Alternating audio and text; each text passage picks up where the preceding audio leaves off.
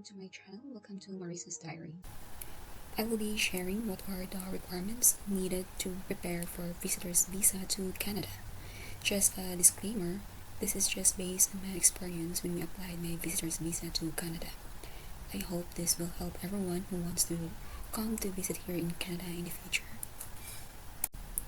So if you already have your IRCC or GCK account, you will see this first requirement on top of the checklist provided. So number one requirement is the IMM 5257. So I will discuss this further in the future video. So the second requirement will be your travel history. You must provide information on your valid visa from the United States as well as previous travel history. This can include copies of your previous passports and or visas used within the last 10 years of travel outside your country, your entry and exit stamps, your study and or work permits that indicate your duration outside of your country, your expired or valid visa, and your boarding passes. So if you hold a valid visa from the United States, provide a clear, scanned copy of your visa. If you are living outside your country of citizenship, please submit a copy of your immigration status document for the country where you currently reside. This could be a work permit, study permit, visa, or any other document that authorizes you to be in the country where you are living. The third requirement will be your passport. You must submit a legible copy of your valid travel document which you will use to travel. If you have a passport, you must provide a copy of the page that shows your birth date and country of origin, and any pages with stamps, visas, or markings.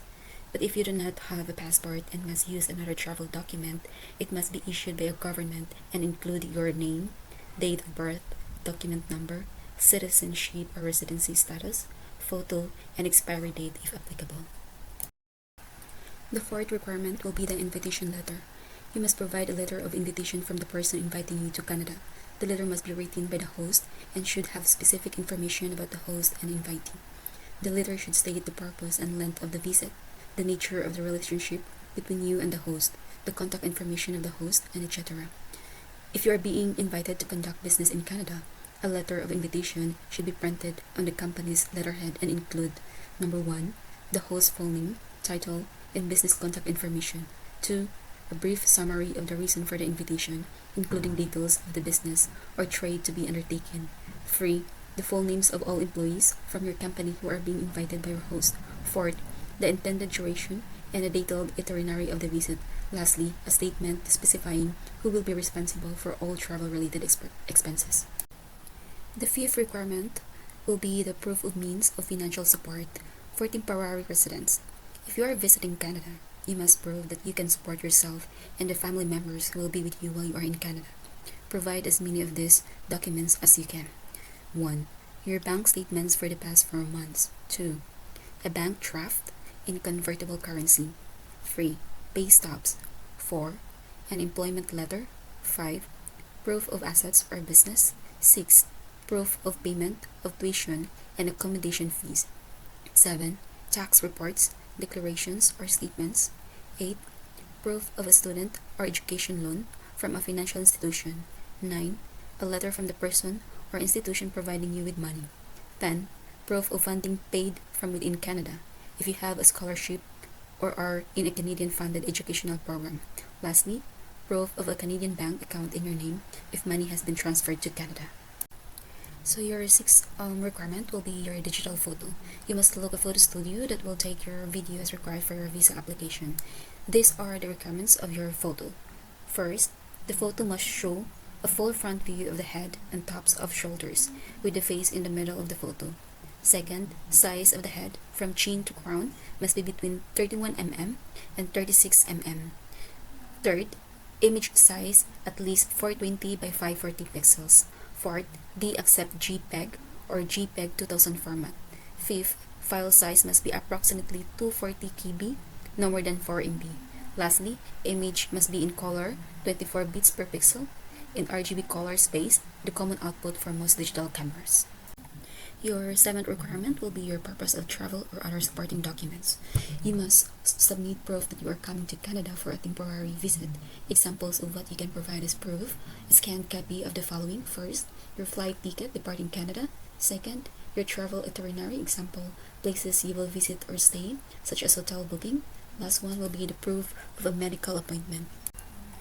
Your number 8 requirement will be your family information. You must complete the family information form, of course.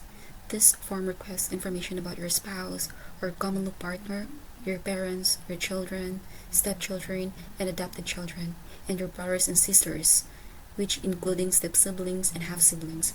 This information will be part of your immigration record and may be used to verify your personal information in future applications. Your second to the last requirement will be your proof of relationship. You must provide proof of your relationship with your host or family member.